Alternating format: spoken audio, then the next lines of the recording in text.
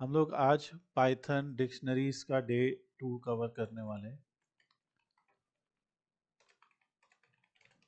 हम लोग ने पाइथन डिक्शनरीज के मेथड्स को पढ़ा था, कुछ मेथड्स को हमने कवर किया था और हम यहाँ पे जो हमारी वेबसाइट है slidescope.in उसके ऊपर हमने ये ट्यूटोरियल्स ऐड कर रखे हैं जिसमें पाइथन डिक्शनरीज भी हमारा ट्यूटोरियल है।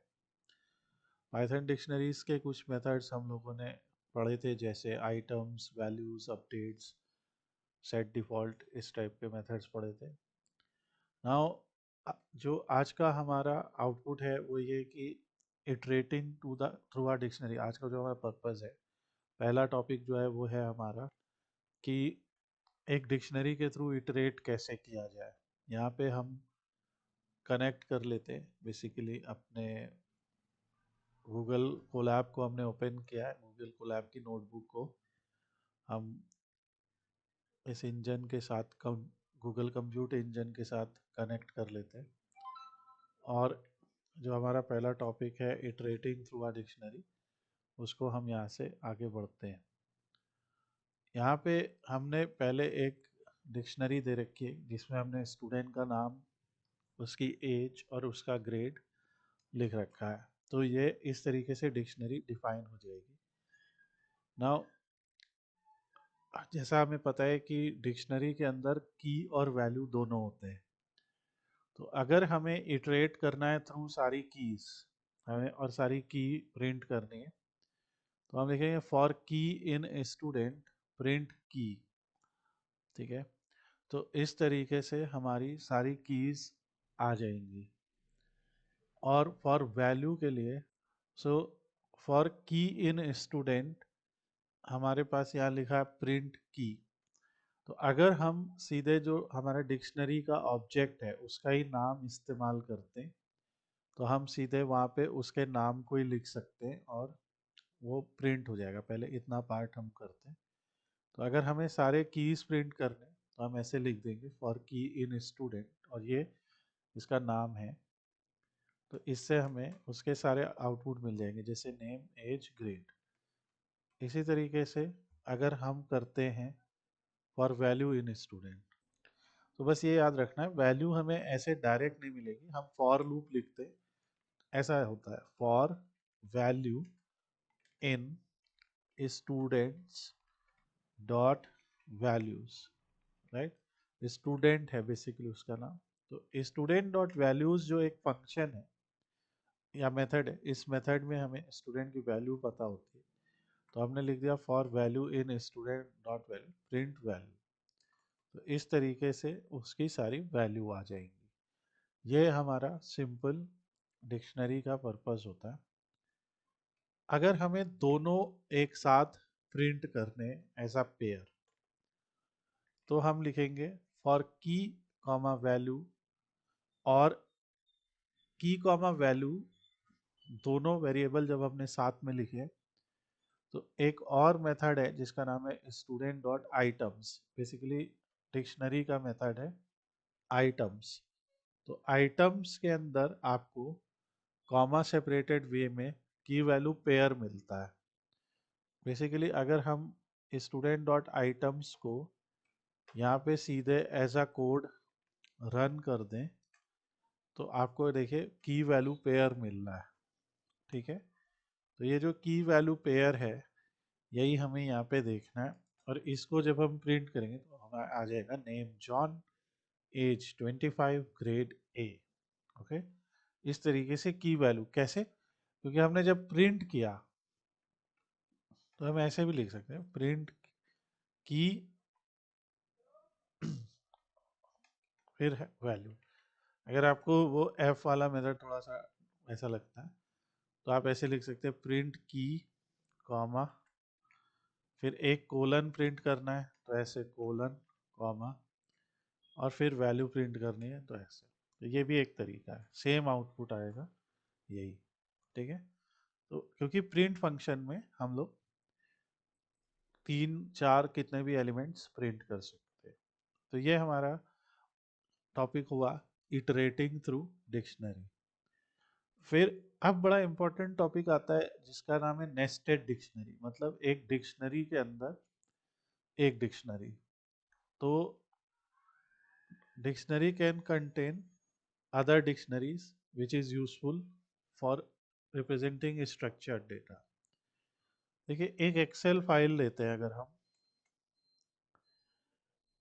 मान लीजिए हमें दो तीन स्टूडेंट के नाम यहाँ पे दिखाने हैं, ठीक है। सो अगर हमें कई स्टूडेंट्स के नाम यहाँ पे दिखाने हैं, तो हम ऐसे लिखेंगे, नेम, एज, मार्क्स, ऐसा कुछ हम लिखेंगे। और लिख दिया, जैसे पहला नाम है मोहन, एज है 12, मार्क्स है 96, एज है, नाम है जॉन, तारा 97, नाम है कबीर, इनके हैं 12, इनके हैं 83। ऐसा करके हम कुछ डेटा दिखाते हैं एक एक्सेल फाइल में। और इस शीट को हम नाम दे सकते हैं स्टूडेंट्स या मार्क्स, कुछ भी। तो यहाँ पे क्या है, देखिए ये कॉमन कीज हैं। ये जो हेडर है किसी टेबल में, अगर हम इसे कंट्रोल टी प्रेस करके इसे हेडर बना दें, तो ये जो हेडर होता है हमारा ना टेबल का, ये कॉमन की होती है और ये इसकी वैल्यू है। तो इस टेबल को कैसे हम डिक्शनरी के थ्रू रिप्रेजेंट कर सकते हैं, ये हम लोग को सीखना है। तो दो तरीके हैं, दोनों सीखेंगे। पहला तरीका ऐसा है कि इसके अंदर हम लोग इस तरीके से एक डिक्शनरी बना सकते हैं। तो हमने कहा स्टूडेंट इज इक्वल टू एक डिक्शनरी बनाए। फिर उस डिक्शनरी के अंदर हमने जो पहला एलिमेंट जोड़ा वो भी एक डिक्शनरी थी। तो उस पहले एलिमेंट की लिखी स्टूडेंट वन। तो जैसे हमने इसका नाम लिख दिया मोहन, एक एग्जांपल के लिए, या student one, name Mohan, age 12, यहाँ से देख देख के लिख लिया, और मार्क्स 96।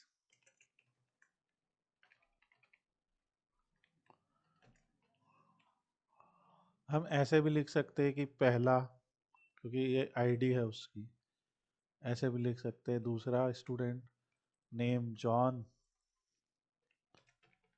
एज 18, और मान लीजिए मार्क्स जो है वो 87 है, 97 है, ऐसा कुछ हो गया। तो ये एक तरीका है जिस तरीके से आप एक डिक्शनरी के अंदर एक और डिक्शनरी बनाते हैं। थर्ड स्टूडेंट का भी नाम लिखना है तो ऐसे ही लिखा थर्ड। इन्होंने एक एग्जांपल दे दिया, चलिए उसको ले लेते हैं, ठीक है, ऐसा हो गया। तो इस तरीके से हमारा एक स्टूडेंट नाम का डिक्शनरी बना। इसको हम ऐसे प्रिंट करते हैं।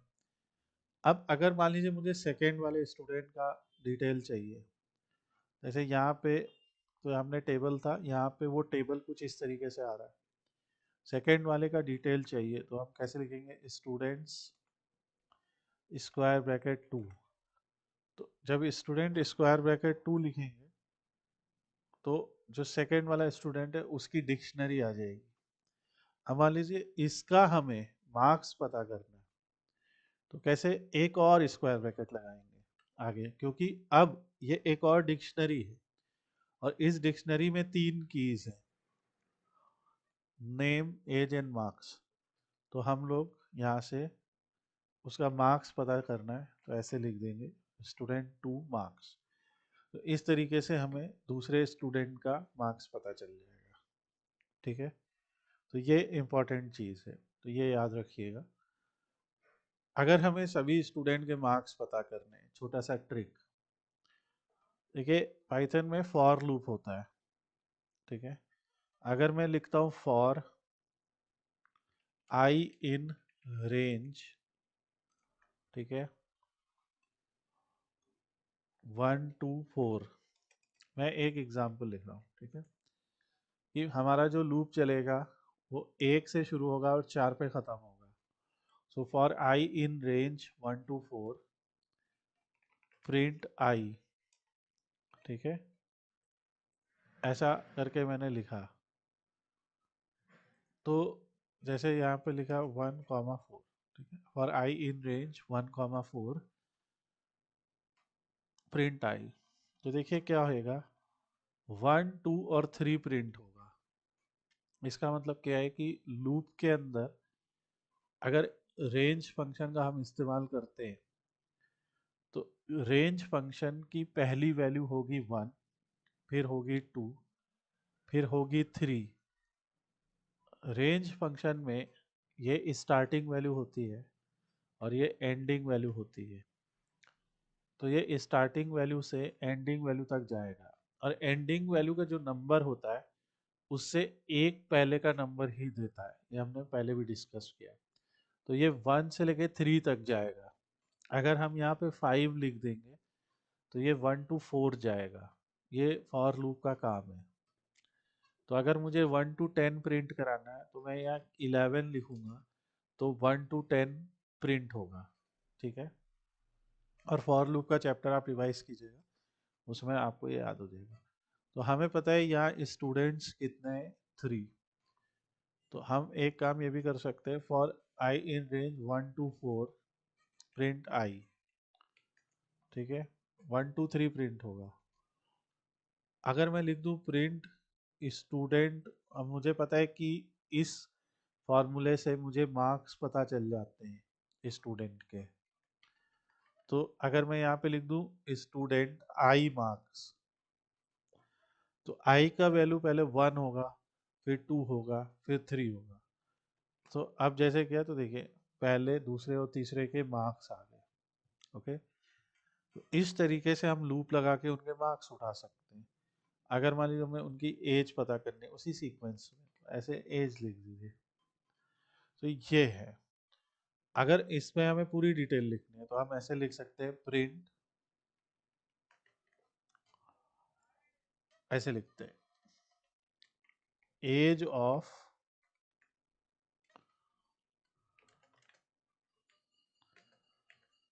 Student I name. तो हमने लिख दिया age of student I name is this. तो अभी हमने क्या किया, पहले एज ऑफ प्रिंट होगा, फिर स्टूडेंट आई नेम, पहले 1 का नाम उठेगा, फिर इज प्रिंट होगा, फिर स्टूडेंट 1 एज, उसकी 1 की एज आ जाएगी। तो age of Mohan is 12, age of John is 18, age of Peter is 19।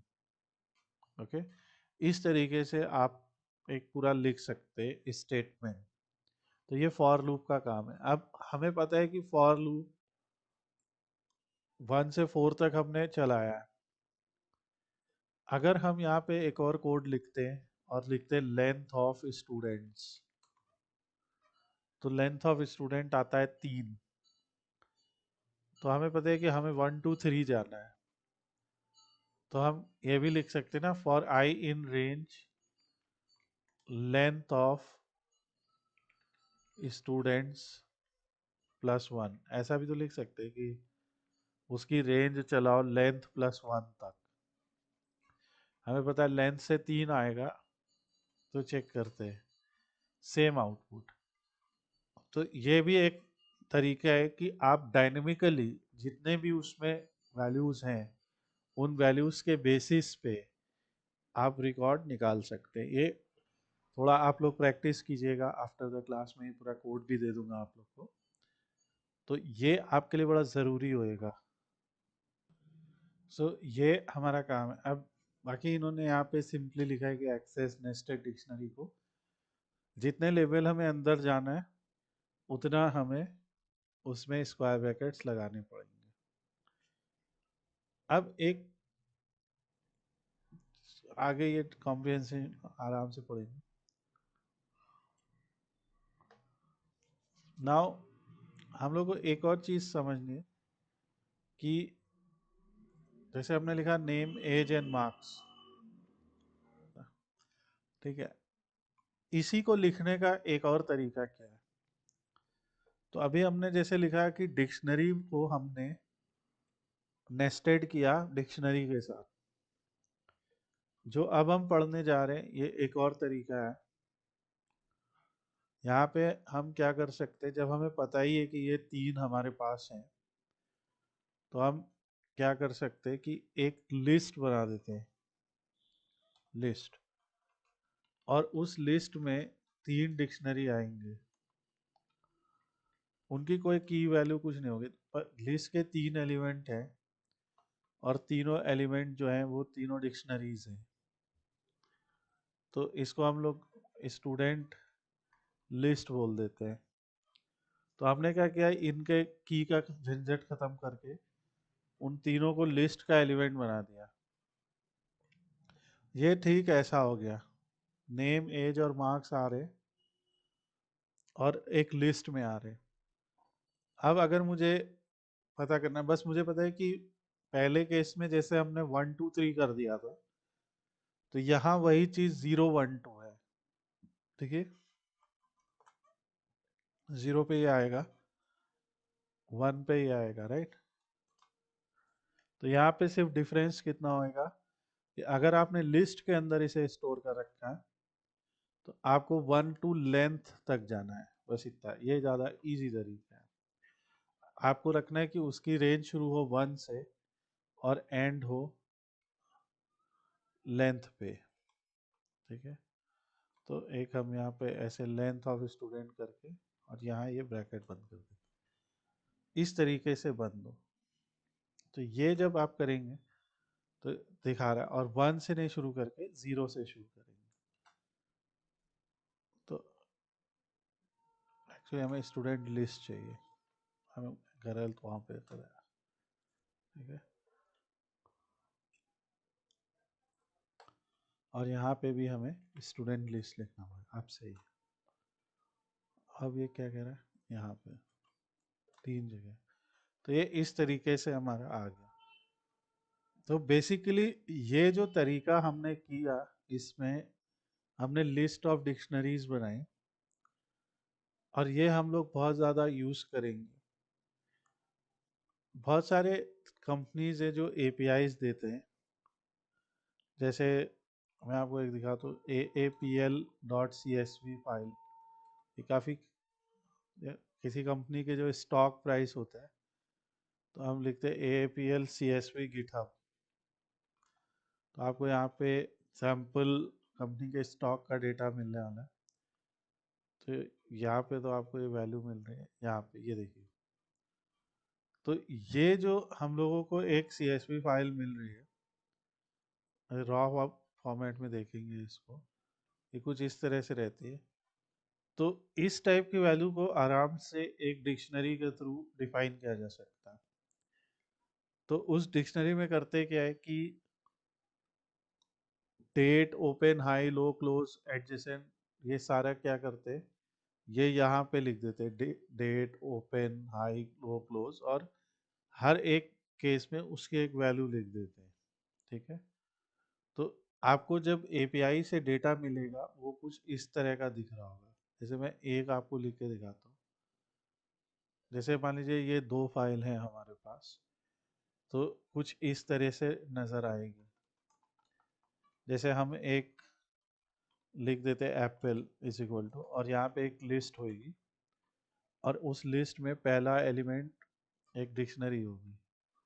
तो जैसे डेट, और जो डेट की पहली वैल्यू है जैसे ये, राइट, डेट की ये पहली वैल्यू होगी, फिर कॉमा, फिर दूसरा आएगा ओपन। ओपन की पहली वैल्यू क्या है, 116.26। यहाँ से देखिए ये आ रहा है, और देखिए उसने सजेस्ट कर दिया, ये पहला एलिमेंट हो जाएगा। फिर दूसरा एलिमेंट आएगा, राइट, सजेस्ट कर दिया, वॉल्यूम, ये आ जाएगा।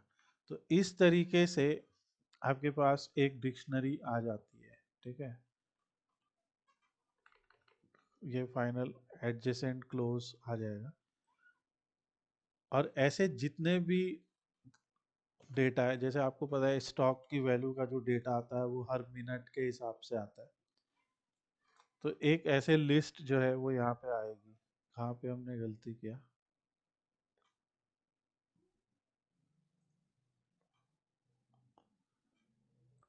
तो ये किसी कंपनी के स्टॉक के पॉइंट ऑफ व्यू से बोले तो 14 अक्टूबर 2008 को उसके स्टॉक वैल्यू कितने पे ओपन हुई जब मार्केट ओपन हुई, हाईएस्ट उस पर्टिकुलर डे पे कितनी वैल्यू गई 116.40, लोएस्ट कितने पे गई 11103, मतलब आप देख रहे कितना डिफरेंस रहा, 116 $103, और फाइनली क्लोज हुई 104.08 पे। कितनी वॉल्यूम में ट्रेडिंग हुई और कितना ये क्लोज हुई। तो ये ऐसा कंपनी का डेटा रहता है, ठीक है। अभी जैसे यहाँ पे भी दिखा रही है, आज का डेटा दिखा रहे हैं। सो यहाँ पे ये पूरा ऐसे दिखाएंगे कि ओपन कितने पे हुई, ठीक है, वॉल्यूम कितनी है।